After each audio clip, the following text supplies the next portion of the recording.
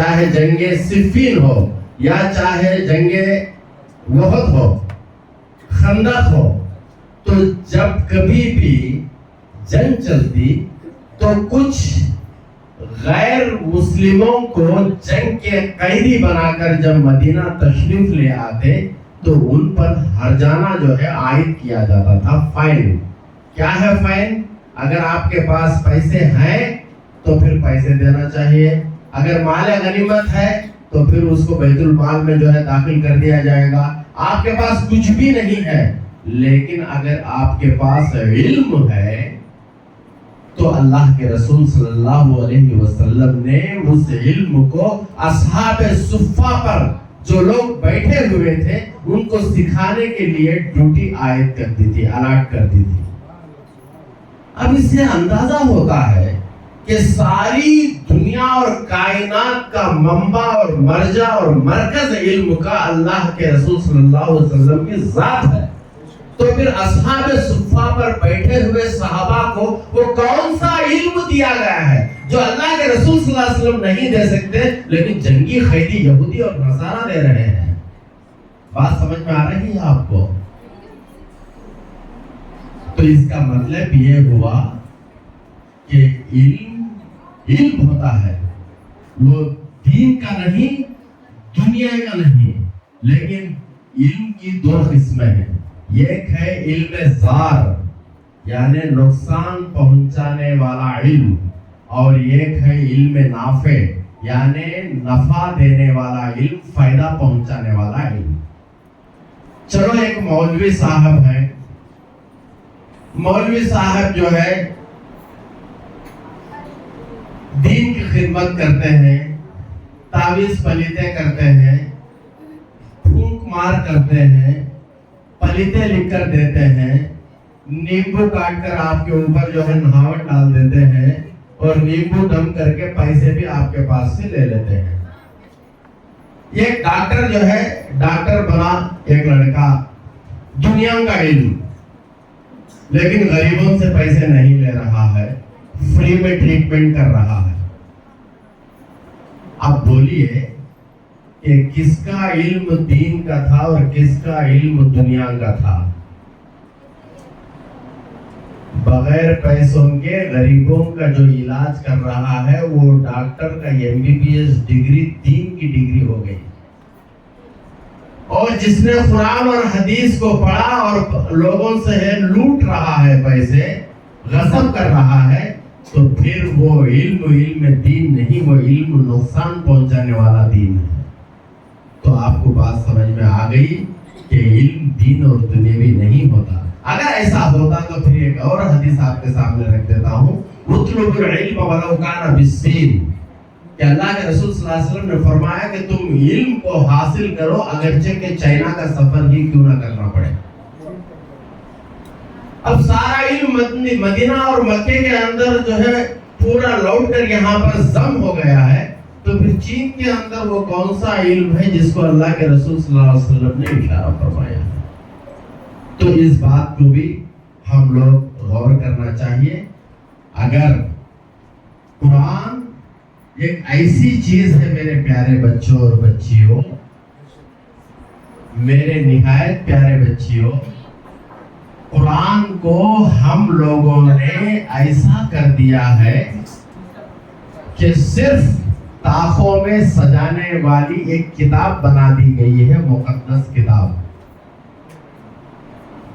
اصل قرآن میں ساری کائنات کے راز کو کھولنے کے لیے آیا تھا، لیکن ہم تمام لوگ فی حرف 10 نیکیاں لوٹنے کے لیے قرآن پڑھتے ہیں۔ حالانکہ قرآن کا مقصد پڑھ کر نیکیاں لوٹنے کا نہیں ہے، بلکہ عمل کرنے کے لیے ایک مکمل ضابطۂ حیات ہے۔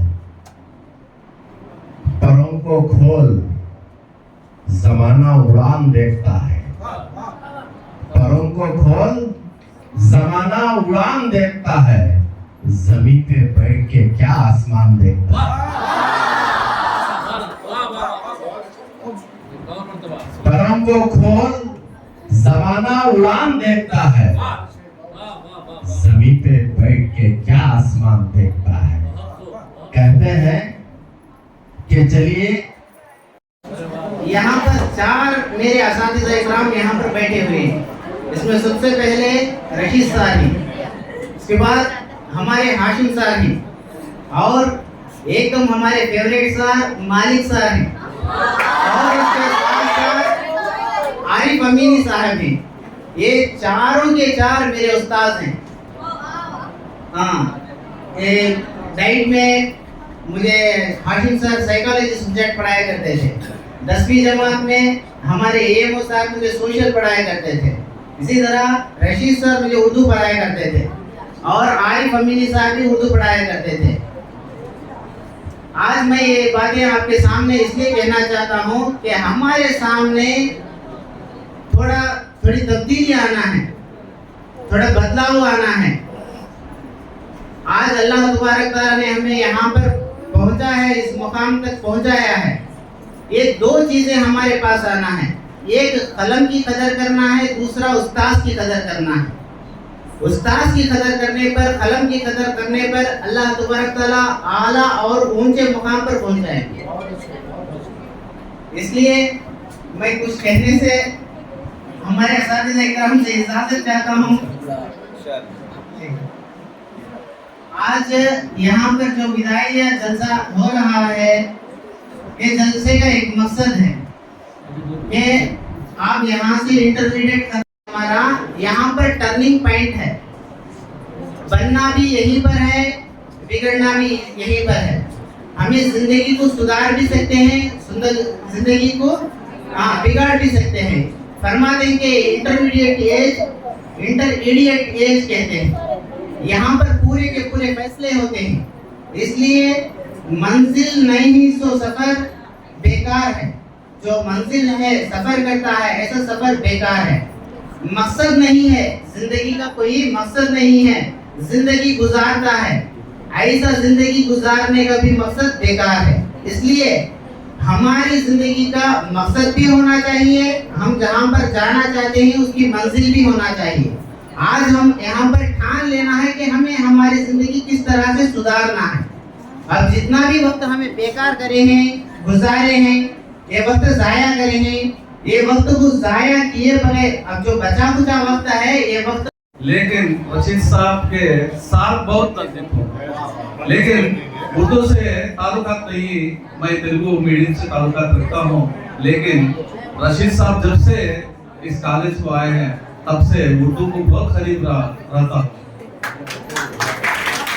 मैं सिर्फ 1-2 बात बोल सकता हूँ, और रशीद साहब और हमारे इकलील साहब माफ करना, मैं तो इनको छोटे मियाँ बड़े मियाँ से ताल्लुकात करता हूँ। छोटे मियाँ बड़े मियाँ से ताल्लुकात रखता हूँ। छोटे मियाँ तो छोटे मियाँ, बड़े मियाँ सुभान अल्लाह। हमारे छोटे मियाँ इकलील साहब है, लेकिन बड़े मियाँ हमारे रशीद साहब सुभान अल्लाह। क्या कहूँ इनके कहना, क्या कहूँ इनके बारे में। जब से रशीद साहब आ गए हैं उर्दू के लिए, ये उर्दू को 4 चांद लगा दिए हैं।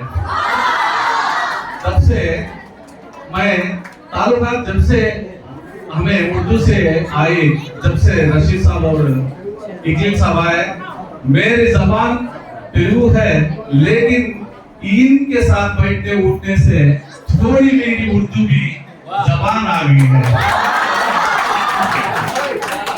और मैं तो उर्दू से दूर हूँ, तेलुगु से ज्यादा बात करना मेरे साथ हो सकता है, लेकिन मैं 2-3 बात करके खत्म करता हूँ। और रशीद साहब, आप जब से आए हैं ये कॉलेज की आन और जान शान बन गए हैं। नहीं, मैं सही दिल से बोलता हूँ, जब से रशीद साहब आए हर शौक को मिला लेते हैं, हर शौक को बुलाते हैं, हर शौक को खिलाते हैं, हर शौक को खुशी करते हैं, सबको बुला लेते हैं, सबको मिला लेते हैं। रशीद साहब, आप आने से हमारा उर्दू बहुत दूर तक, बहुत आसमान पर ले गए तुम्हें, ऐसे मैं समझते हुए आप सबको खुशी एक अल्लाह से दुआ करता हूँ आप सब पे अच्छे मार्क्स से आने वाले मार्क्स में पास होकर हमारे कॉलेज की आन शान बनो। पर को अल्लाह से दुआ करते हुए हमारे रशीद साहब ये मौका ना दौलत से, ना शोहरत से, ना किसी जबान से, मैं तो प्यार करता हूँ सिर्फ उर्दू जबान से। और मैं हमारे नौ साहब से गुजारिश करता हूँ कि यहाँ पर तशरीफ लाए, जोरदार तालीम के साथ। उस मंजिल को हासिल करे तब तक जो है आप लोगों को मेहनत करना है, बस करना है, करेंगे इंशाअल्लाह।